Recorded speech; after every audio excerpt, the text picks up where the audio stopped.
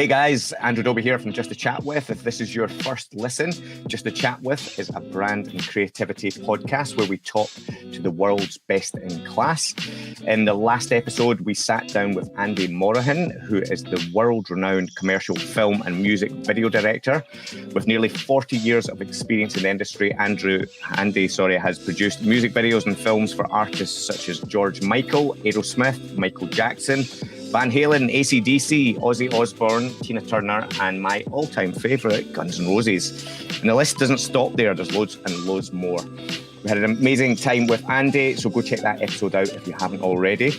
Before now, we've had people on the podcast like David Martin, founder of Fantasy Interactive, world-renowned designer Michael Wolff, and co-founders of Sidley, Philip Mounier, and many, many more.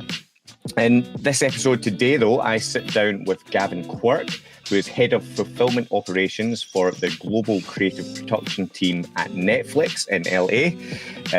We had a great chat with Gavin. He talked us through how he found his way to Netflix, how he worked his time at Walt Disney Studios, and also we talked a lot about the future of video content and streaming and where that is all headed. We had some great stories from Gavin, so I hope you enjoyed today's show.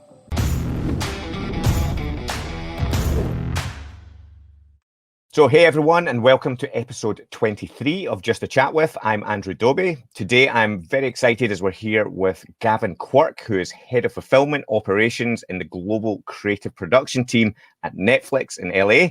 With nearly 20 years of experience in brand and marketing strategy, Gavin started his career in London at Diageo on the graduate development scheme. After graduating from the University of Glasgow Business School here in Glasgow, Scotland, where I am currently located. While at Diageo, Gavin held various sales and marketing roles, including leading retail activation strategies in Sainsbury's stores across the UK and France, and brand management roles for the likes of Guinness, Cuervo and Three Barrels brandy. Easy for me to say. That's a mouthful there. After leaving Diageo, Gavin moved to Disney, where he led 360 brand campaigns, strategies for studios releases across live action and animated movies. This role eventually took him to LA, where he held several Disney leadership positions in marketing, operations, and business development. In 2018, however, after almost 12 years at Disney, Gavin moved to Netflix, where he currently leads a team at the intersection of marketing and product, whose focus is the fulfillment of high-quality video, text, and image assets for the global Netflix platforms. Born in Paisley, Gavin grew up at the south side of Glasgow, but eventually moved to the US in 2010 and now lives with his girlfriend and their dog, Major, in West Hollywood. Gavin is a big football fan or soccer fan for our American friends, and very much like my brother, Gav, who also lives in the US, spends most of his weekends getting up at very silly hours to watch football games that are happening here in Scotland. Gavin still considers Glasgow to be his home, despite not having lived here for 20 years, but plans to come back and visit very soon. And hopefully, if when you do so, Gav, you'll come and visit us at Made Brave as well. Gav, Absolutely. Thanks so much for being here. How are things? Thanks for having me. Yeah, good. Yeah, can't really complain. Yeah, I think, made it through 2020, the same as everyone's kind of struggling through. But yeah, no, going well. So looking forward to this year and everything it's got to offer, really. Yeah, I think we all made it through 2020, thinking 2021 was going to be somewhat different, and it's exactly the same. Yeah, well, I think, especially being in the US, with the presidential elections and everything, I think everybody felt, once that's going to change, there's going to be an upturn and everything's going to be better. But we realised it was just more of the same, just a different year. But I think, there's light at the end of the tunnel now, hopefully, with the rollout of the vaccinations and stuff. So yeah, hopefully 2021 is going to be a lot better for everyone. Yeah, I think it's everyone's got a bit of that kind of feeling of hope now that there's stuff happening, and that people are getting emails with invites to vaccines. For those that are listening, we are recording this on the 10th of February, just to give a little bit of context of where we are in the world, because sometimes we put these out a couple of months later, and people are like, "Wait a minute, we're all back to normal." What were you worried about? Everything's fine. or we're in. Oh no, it didn't work, and the world changed again. Don't say that. So, Gav, where are you just now in the world for those listening? Yeah, so I'm in LA. So yeah, so as I say, I think you had mentioned your intro. I've been here since 2010, but yeah, so still in LA. Been here obviously for 10 years, but obviously haven't moved in the past year. Haven't been able to travel. So yeah, I live in West Hollywood, as you mentioned, with my girlfriend and my dog. So yeah, I mean, I love it over here. Yeah, and it feels very comfortable now. But as you mentioned in your intro, I've still got that hankering for being back home in Scotland at some point. So hopefully I'll be able to travel and get back home this year, see friends and family, and obviously pop in and see you guys as well. Yeah, and I suppose Netflix, are you guys all still completely remote? What's the situation there? And, Yeah, and how are absolutely. you finding it? Are you enjoying it, or are you kind of, did you Well, want to get back? yeah, I mean, to be honest, Netflix was really well set up for this situation. I mean, they were never obviously predicting it, but the way we work is we have obviously offices and people all over the world, and we're very heavily in terms of using Google. So everything a lot we do is Hangout. So we were already set up for a home working environment. So Yeah. it almost felt like seamless when we went into this work from home situation. So we all adjusted really, really well, and thankfully, unfortunately, other companies weren't able to kind of sort of advance in this, but everybody was streaming, so we were very, very lucky. We actually became busier than ever. So it was relatively seamless, but I realized, an incredibly privileged position to be as comfortable as we were. But yeah, it seemed okay.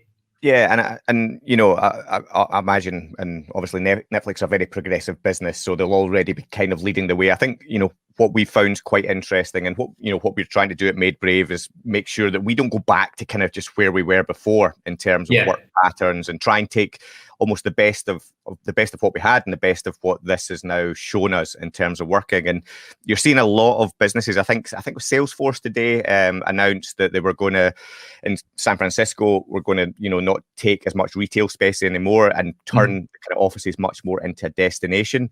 A lot more kind of collaborative spaces or places to socialize, but much less of the kind of fixed desk model. And Yeah.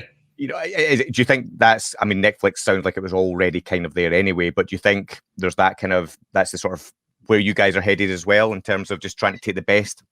Yeah, I mean, yeah, we obviously had physical offices, in Los Gatos and LA and then across the world. So we did have physical offices, and the ones we had in Hollywood, we were very much sort of all on top of one another. It was like all open plan, etc.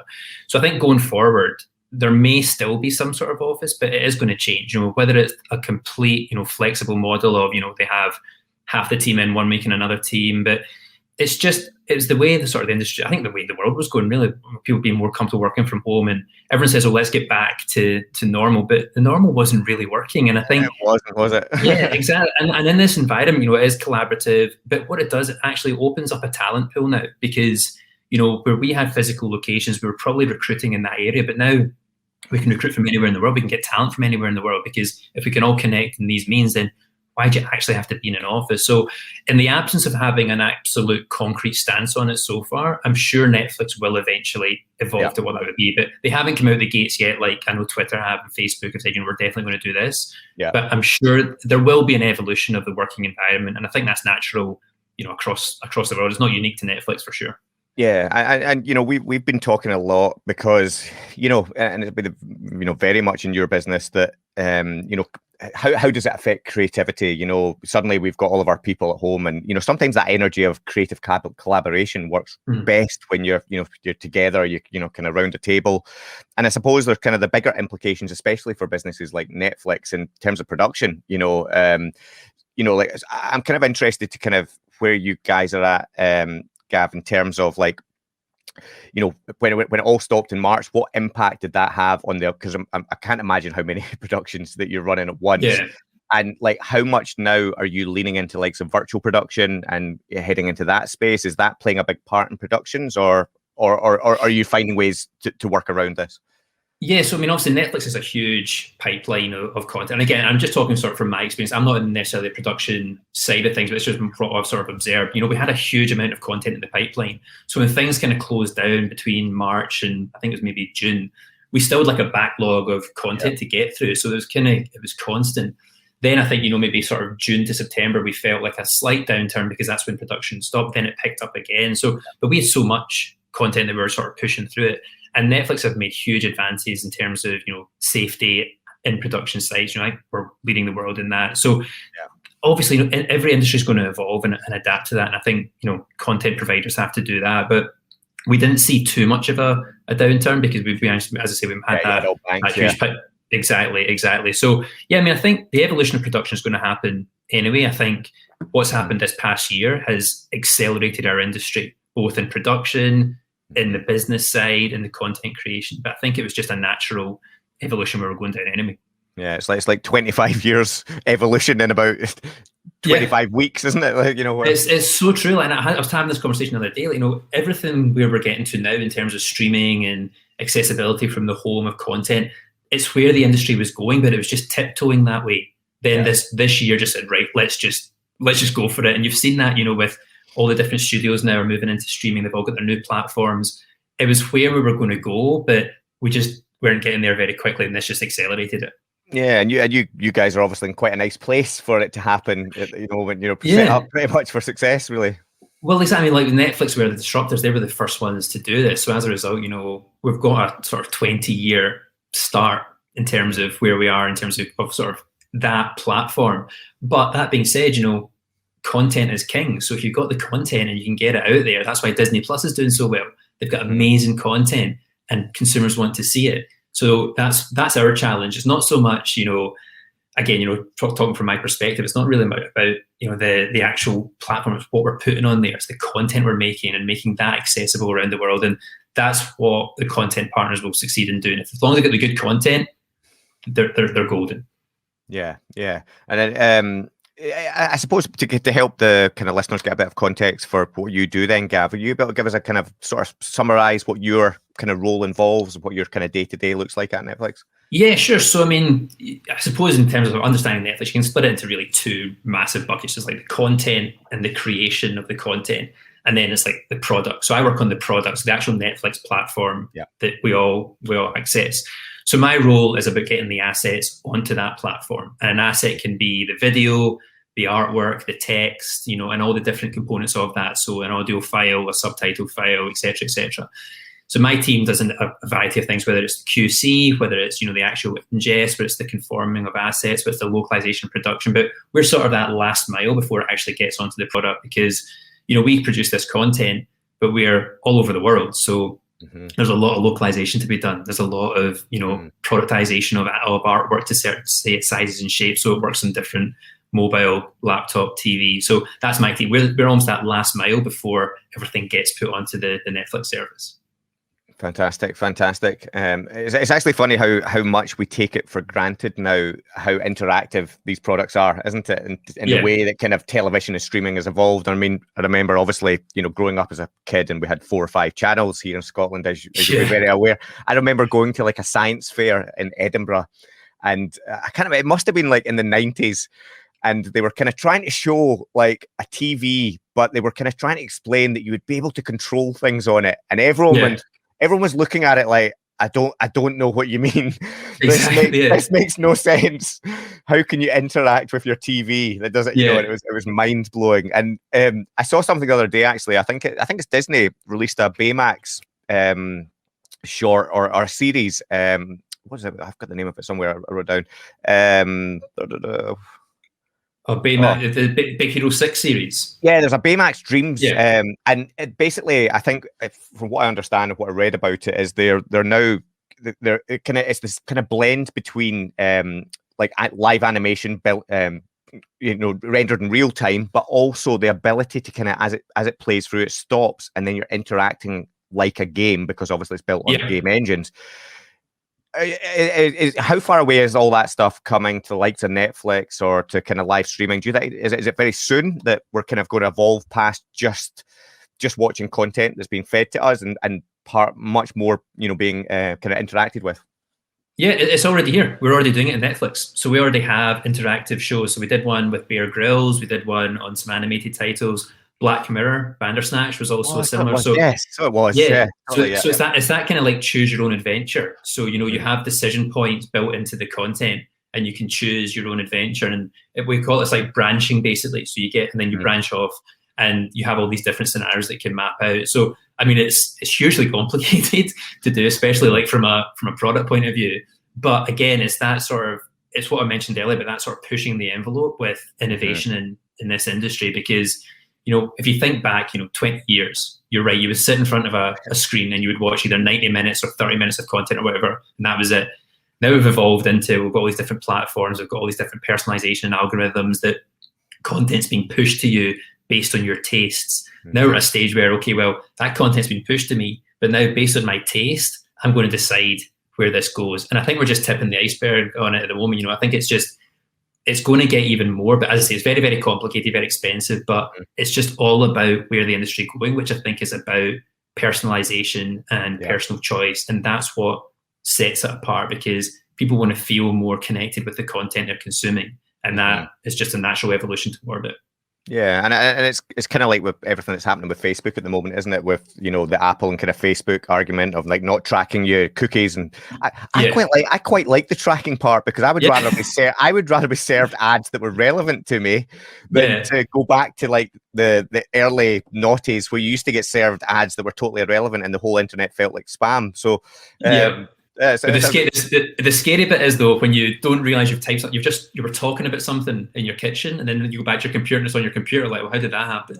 I know. Is my Alexa on? What's going on? I know. You start, there's too many things to try and figure out where it came from. Usually it has been that probably, like, 6 months ago you searched for something, and so they planned 6 months later that you're now getting served that ad, but people think it's based on what they did right now, but it's you.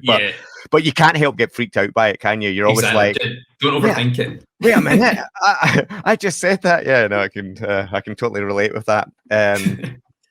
What was I going to say? I suppose I think there's also another interesting evolution that that I wonder how it's going to take place now, or how it's going to evolve, and I'd like you to hear your thoughts on it. Is that my son's 9 years old, and I sit and watch him, right, and he's got his Nintendo Switch in his hands.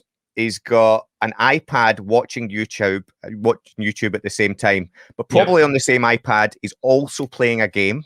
Yeah. And then up there on the screen, there'll be Netflix on, or Sky, or something. So they consume 3 or 4 things at once, and most adults do it now as well. Like you'll sit on Facebook, you'll kind of you'll watch like a music video on Facebook, scroll it to the top of the page, still be scrolling through, and you're watching a film with your partner, right? Yeah, exactly. Well, I'm just interested to kind of your brain on that. Well, it's true, and this is actually, it's obviously where we've evolved to now. And I saw this amazing video once of like this kid who's handed a magazine, and he goes to try and zoom in on the paper as if he's on an iPad, right? So it's obviously, they're getting more advanced. But we looked at, when I was at Disney, we looked at this probably like 15 years ago, which was this concept of second screen, which would be, you would be watching a movie, and then you had like an iPad or a phone, and when it got to a certain decision point in the movie, like a question would pop up, or trivia or something like that. So it's something we've always been looking at, but that's sort of multiple touch points. But again, it's that advancing of content and consumption, that people have multiple touch points and multiple access. And we don't really like sort of when you think about the competitive landscape, the content will speak for itself, but it's more about eyeballs, it's more about minutes, it's decision points and choosing. So we obviously want people to choose Netflix, but you've got TikTok, you've got YouTube. So we know people are going to be on multiple platforms and multiple opportunities for choice. So how do we make our content compelling enough to choose? Which is what, every content provider is doing. They're trying to make sure that you choose that content. And once you choose that content, it's like, well, is it engaging enough to start a conversation? And if you're having a conversation about your content, then that's the holy grail. Then it's word of mouth. So it's all about that, because we know the competition for eyeballs and the competition for time is beyond what it ever was before. Yeah, I think it's quite interesting, like building on that, like kind of what TikTok have done this last year. Obviously, again, in a sense, they were lucky in terms of, there's obviously a lot of thought gone into it, but they've landed in a time where everyone was then locked in their house and needed to entertain themselves. But what I think's very clever about the TikTok app, is that it's automatically sound on. And if you look at every other social media platform, they're automatically sound off. You have to like fight for that attention to get someone to turn it on. So you have to try and spark something with, either clickbait title, clickbait beginning of the content.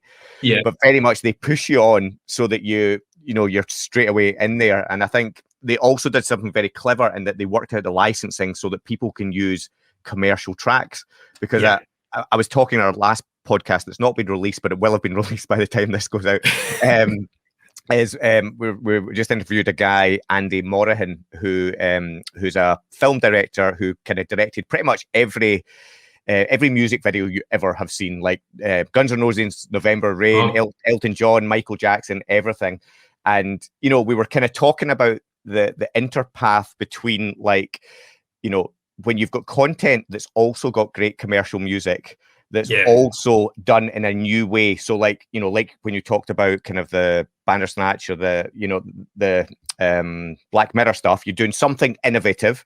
You've got then great music, great content, and all the things coming together just amplify. And that's kind of what happens in music videos. And kind of TikTok have kind of got that now, because they're letting people express creativity.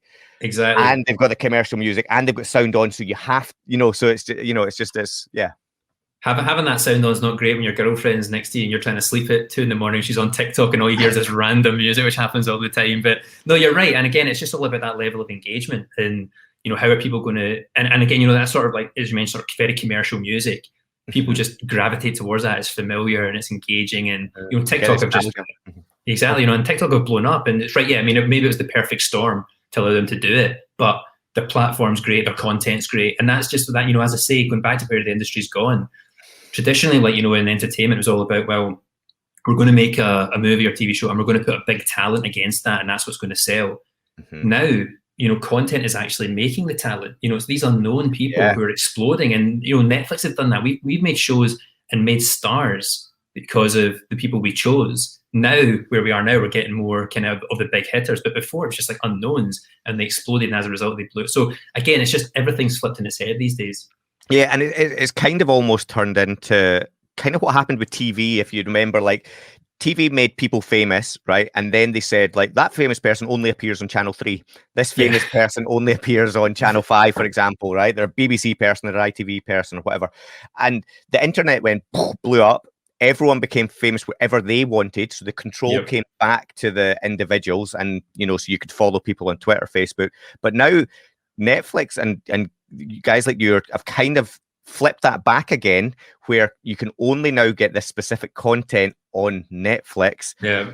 So to see that famous person or that artist that you want, you have to come to us. And that's interesting. I also wonder whether it will happen where, the likes of Facebook will then have agreements with certain influencers as such, or content creators, where, well, if you want to see Jay-Z, for example, you can only come to Facebook. If you want, I think it kind of followed suit a little bit with what's his name? Joe Rogan's podcast, didn't it? Yeah.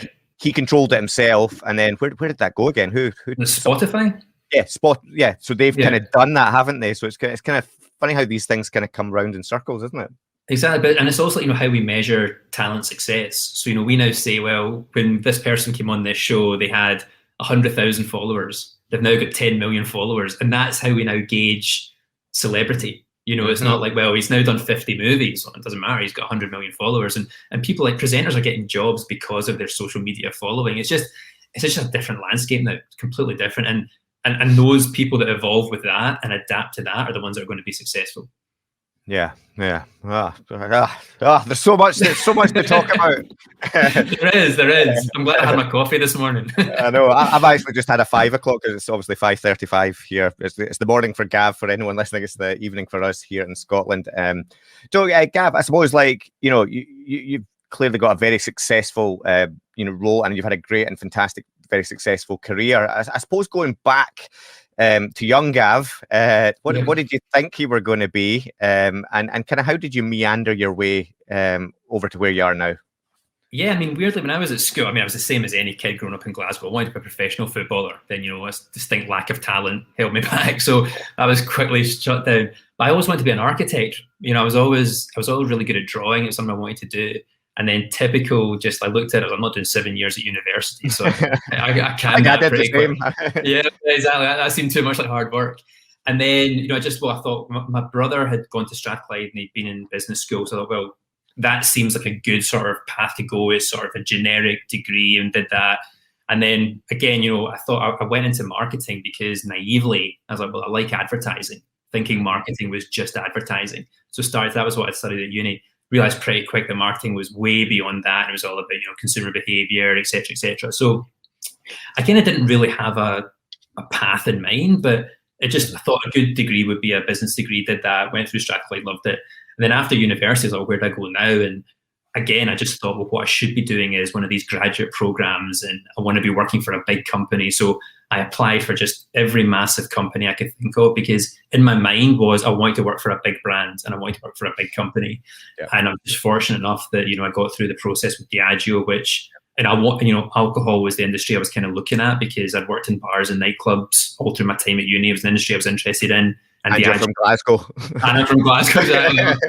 I'm an inbuilt expertise. And Diageo were the biggest then. They still are now. And in Guinness, in terms of the pinnacle of alcohol advertising, it was just there. So yeah, all the stars aligned, and ended up moving down to London and working there. But I say it was never really a path other than I wanted to work for a big company and a big brand. Yeah, and then obviously working on the Guinness account is one that's very famed. It's it's a brand that tends to kind of push boundaries, isn't it, and kind of push its way forward. And have you, I suppose, were you part of any of the kind of pivotal campaigns with them, or was there any kind of interesting stories for your time there? Yeah, so when I worked in Guinness, so I was actually on the packaged side of Guinness, so Guinness in a can. But I mean, I just sort of come after the famous, the surfer ad, and that's what everybody talks about. And then that's Guinness advertising. Oh, yeah, exactly. So that's what made me kind of think, well, I love advertising, so I want to work there. Yeah. But again, as I moved into it, what I thought I was just going to be making adverts for Guinness, but it wasn't. The role I was doing was a lot more commercial, because we had to think about pricing, because we were, Guinness, although a massive brand, is relatively small compared to like Stella and etc. So again, it was really sort of commercial, and a lot of it was relationship marketing, connecting with the consumer. So it wasn't so much advertising. So I thoroughly enjoyed it, though. It gave me a great grounding, and I can't speak highly enough about Diageo. They train their staff very well. They expect the best from you, and yeah, it was a great time and a great place to learn the core elements of both sales and marketing. Yeah, no, I can mirror that. We also work for Diageo now, so right, yeah. One of our clients at Made Brave. So and I kind of say to them, it was one of the nicest onboardings I've ever had in terms of a relationship. So no, definitely, and it's nice when you see a culture like that from a business kind of. Yeah. Obviously, it's been a while since you've been there, and it kind of, if these things last, it just shows you the kind of the effort you can put into a brand and a culture that can kind of last a long time. For your influence. Yeah, I mean, they've got huge global brands. They lead the category in so many of their brands, but what they do well is they don't rest on their laurels. They're always pushing to do something different. Whether that's new sponsorship ideas, whether it's innovation. That's what makes them such a great company. Yeah, and so you're obviously attracted to businesses that push and drive innovation, because Diageo very much that way. We've talked about Netflix, where you are now, and obviously the big chunk that's in the middle is one of the world's other most or probably the most creative and innovative companies was Walt Disney Studios. Tell us a little bit about your time there, Gavin. Yeah, I loved it. So when I was at Diageo, I probably should go back a little bit, because I went into the graduate scheme, and I don't think I really appreciated it at the time. And I think I probably had that attitude of, well, I've made it. I'm working for the company I wanted to work for. So as a result, it probably didn't go the exact way I wanted it. So after the 4 years, I was thinking, well, what am I going to do next? Am I on the correct career path I want to be on? Have I applied myself as much as I wanted to do? And then Disney came around, so I went over to Disney, but the juxtaposition was, on the Friday I was doing marketing on Guinness, and on the Monday I was doing marketing on the Hannah Montana DVDs. So it was total shift. Oh, very similar, Gav. Very similar. But I mean, I think when I went to Disney, I kind of changed my mindset a little bit. Was I wanted to learn more, so I did everything. I got the full breadth of experience. I worked on everything, I'd say, from Hannah Montana to, we had Kill Bill at that point, because we had Merrimack. So I had such a broad range, and that's what really helped me kind of, as I say, expand my knowledge of both marketing, the commercial side, innovation, all of that, and just really built my network. And you realize, obviously Disney's a massive company, but once you go in there, you don't realize how big it is, because it's got all these different touch points, whether it's a TV business, movies, parks and resorts, consumer products, games. It covers everything, and you're able to learn so many parts of different parts of the business, and learn from others as well, because it's so broad and so world renowned. And the minute you walk in the door, you feel that responsibility to the brand. It's kind of weird, because it means so much to so many people, and you become a custodian of that brand, and then all the other brands underneath it. So you've got Disney, and then you've got, well, this is Pixar, or this is kind of, Miramax, how am I protecting that? So yeah, you do feel this sort of sense of I'm now a custodian of this huge brand that stirs such an emotional reaction in so many people. Yeah, it's one of those brands, actually. It's when you say that, you know, as soon as you say the words, there's a visual that rattles around in your head. You can see the history, you can see Yeah. you know, And the history's everywhere, yeah. And like, there's pictures of Walt Disney everywhere, and it's like, especially when I came to LA, and you're actually working on the lot, and you're like, wow, there's Walt Disney's office. Like, this is where it all happened. You feel it's one of the few brands in the world where you can actually like feel it, and you can actually be part of it. Like, you go to the parks and you meet Mickey Mouse, wherever you engage with the brand. It's phenomenal company. Yeah, and they've obviously got Pixar as well, haven't they? Yeah. Yeah, it just slots right in, doesn't it? It's just kind of Well, that's the thing. I mean, they've got them all now. They've got Pixar, Lucasfilm, the Star Wars, they've got Marvel. They've now bought Fox, so they've got all that. So yeah, I mean, they're an absolute huge, a mammoth company. Yeah, wow. Yeah, so do you think the fact that you had kind of different roles, the graduate schemes and so many different roles, do you think that's kind of why you've ended up in kind of the kind of operational product roles? Is that you've got a good general view across the business, so you understand marketing, you understand product, you understand business. Yeah, is that why you've ended up where you are? Well, I think so, because the first job I did at Diageo was a sales role, an account management role. And when I first did it, I was like, I don't want to do sales, I want to do marketing. This is ridiculous. And I wasn't too happy doing it, but it was the graduate program. They just slotted me in that role. And it was the best thing I did, because it gave me a strong commercial brain. And I didn't really appreciate the need for a strong commercial acumen when you move into marketing. A lot of it's about commercial. So that really set me up well in my marketing career. And then what I learned more when I was more into marketing was it wasn't so much about the creative side of marketing I enjoyed, but it was the end-to-end process. It was like, how do we get this idea to fruition? And that's how I kind of evolved more into sort of the operational side. And as when I started in marketing at Disney, the marketing on the sort of the DVD products and the Blu-ray products was more of an operational role, because it was like, it's all about timelines. We're launching on this date, so you work your way back. Okay, I need to get the video, the artwork all done. I need to get the commercial agreements ready. So that's what I really enjoyed. And then my last job at Disney was I was leading the group that was basically doing all that operational process before our clients. So how do we get our content to Netflix, to Amazon, to Google, to Microsoft, etc. And I really enjoyed that. And that's what sort of Netflix sort of saw in me, is that, well, this guy understands the end-to-end process. He's got a strong commercial understanding as well. So that's what we need. So instead of him sending content to us, bring him in and bring content in both from our original productions and from our non-branded. And that's how I end up. But yeah, you make an excellent point. I think it was that breadth of experience that set me up for this current role. Yeah, and I think that's really nice for maybe some of the younger audience to hear as well, because I think sometimes people are magnetized to creative companies, but maybe like, oh, I'm not really creative. And I think it's when you start to realize that creative companies run really well when they have a good blended team. Great teams need operational people, financial people, marketing people, design people, creative. There's a breadth of role, and I think it's a good message for some of the younger listeners to kind of know that there's, and I think what I see from you, Gav, is that you knew a general direction when you were younger. You wanted into the marketing creative world, and then you found your space. Exactly. Well, I think I thought I was creative until I met creative people. And if you think you're creative and you go and work at Disney, you're like, well, those are creative people. So it's almost like a bit of a reality check. And so you have to do a bit of self-reflection. Say, well, what is it I'm actually good at? What is it that I can deliver? And I realized that it was the process. It was the end-to-end process, and it was getting the best out of people around me as well, and building a network and saying, look, I know you're great at this, so I need you to help me because I know this person isn't good at that. And if I can just bring you all together and I can explain where we're going and why we're going in that direction, then we'll get there together. And I think you almost have to sort of live it and breathe it and do it to realize, what your superpower is versus what you're not very good at.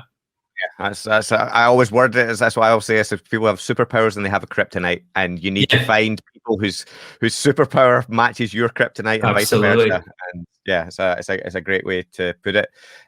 Gav, I suppose then, just lastly, conscious of time today, that as I say, we do have a lot of graduates and young creative marketing kind of people that listen to the show. And I suppose just now, there's two ways to look at just now. It could be a challenging time because, you know, you kind of feel like your kind of rug's been pulled out from you from where you thought you might start your career. But also you could look at it as an opportunity, and there's lots of ways. I suppose just from your perspective, someone wanting to kind of end up in a few years, and you know how many years where you're sitting, or successful in a business like Netflix, what advice would you give them just now to kind of how to frame their mind, or what could you have told young Gav if he was in this situation? I think there's a couple of things I'm thinking of this. Having a real passion for what you're doing is key. And whether that's you're passionate for the brand, or you're passionate for, as I mentioned, the process or the creativity, but understanding what your passion is, you'll be successful at it. So that'd be firstly. Secondly, it's about that breadth of experience. It's trying to understand the end to end. Don't just focus in on one bit. Yes, have a passion, but understand, as you mentioned, successful companies are successful because they have a huge amount of people doing a huge amount of things. So understand what that is, and then maybe try and focus it in as well. And I think if I could go back to myself, the advice I would be was, don't be so fixated on job title, or image, or what people think of you. I was so I had to be a big company. Then when I was in that company, I had to be the next rung up the ladder. And I think I took my eye off the ball a little bit because I was so fixated on that I didn't almost learn what I was doing, because I was so, this is the next thing. And when I wasn't getting it, I was sort of, kind of discouraged or demotivated. So I think, and the way you can do that is like, you can kind of, if you go into, you don't have to be in a big brand or a big company, but if you can, even if in a smaller company, you can learn much more and you can learn much faster.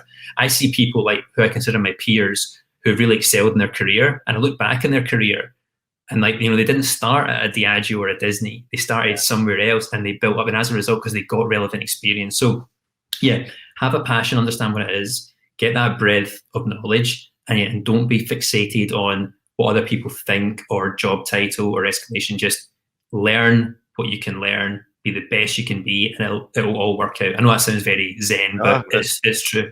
Yeah, I think there's some real solid advice in there. And I think one thing I've taken away from that piece of advice that you've given, and our chat today with you, is that it's something we talk about at Made Brave often, is like try and have a kind of T-shaped person, right? So you want to go deep on something and learn something really well. But if you can be T-shaped and you can have like a breadth like of different knowledge, so like if you're a creative, if you're a designer, well, if you can also bolt on that you understand how business works, or you can also bolt on how to produce content, well, then you've suddenly got much more span, much more way that you can flex through your career. But you've also got a deep speciality that's kind of got value to someone as well. So exactly. Well, I mean, you look at the most successful CEOs in the world understand maybe a little bit about everything, but they go deep on one thing, right? Yeah. So that's why, like an MBA, for example, you learn law, you learn accounting, you learn everything, but you might specialize in, say, marketing or something else. But yeah, you have to have that breadth of experience because that's what's needed. But actually have that passion and go deep on something. Yeah, Gav, thanks so much. Thanks for your time today and being very generous with that. And thanks to everyone else that's been listening. If you want to support the podcast, please do rate and write us a review. It does help us. It helps us get the word out. We publish an episode each Monday on the last Monday of every month. Almost, sort of, kind of. Sometimes we miss it, sometimes it's a Tuesday.